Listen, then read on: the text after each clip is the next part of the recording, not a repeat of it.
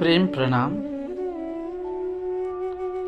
प्यारे प्रिय भक्तजन सुन्दर शाहजी, जब हाम्रो जीवनमा दुःख आउँदछ, दुःख र सुख त जीवनको यात्राको यो दुईटा पाटाहरू हुन्, दुई चक्काहरू हुन्।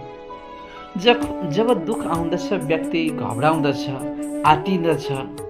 आफ्नो भक्ति, आफ्नो कर्म, आफ्नो पूजा पाठबाट जब विचलित हुन्छ भने त्यो व्यक्तिले जीवनमा कहिल्यै पनि सफलता र लक्ष्यमा पुग्नै सक्दैन। सो कारणले गर्दा तपाईँ हामीले दुःख आयो भन्दैमा कहिले आत्तिनु हुँदैन, सुख आयो भन्दैमा कहिले मातिनु हुँदैन।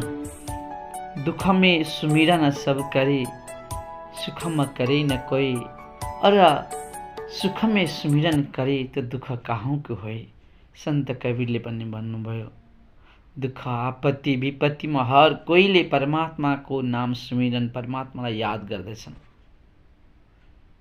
तर सुखमा गरेन कोही, सुखमा कसैले पनि पूजा पाठ भक्ति परमात्मालाई याद गर्दैनन्।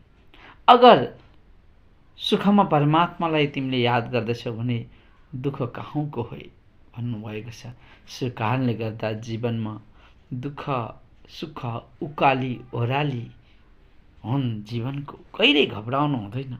त्यस कारणले गर्दाखेरि महामती स्वामी श्री प्राणश्री महाराज श्री कृष्ण प्रणामी धर्मका द्वितीय आचार्य, जसले यो सन्देश विश्वलाई दिनुभयो, दुख से पियोजी मिलेसी सुखी न मिलिया कोई, अपने धनी का मिलन सो दुख से न होए। प्रिय भक्तजन हो, सुन्दर साथ हो, दुःख आयो भनेर नआत्तियौं। दुःख से पियोजी मिलेसी, दुःखबाट नै परमात्मा पियो भगवान ईश्वर मालिकको प्राप्ति हुँदछ। सुखी न मिलिया कोही, सुखबाट त कसैले पनि आज परमात्माको दर्शन परमात्माको प्राप्ति भयो भने कहीँ सुनेको छैन। दुख से पियोजी मिले से सुखी न मिलिया कोई, अपना धनी का मिलन सो दुख से न हुए।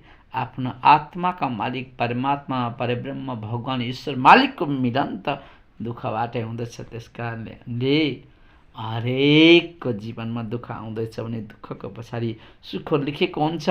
सुख अवश्य मेवा आउँदछ, दुःख पछाडिको सुखको आनन्द अलगै छ।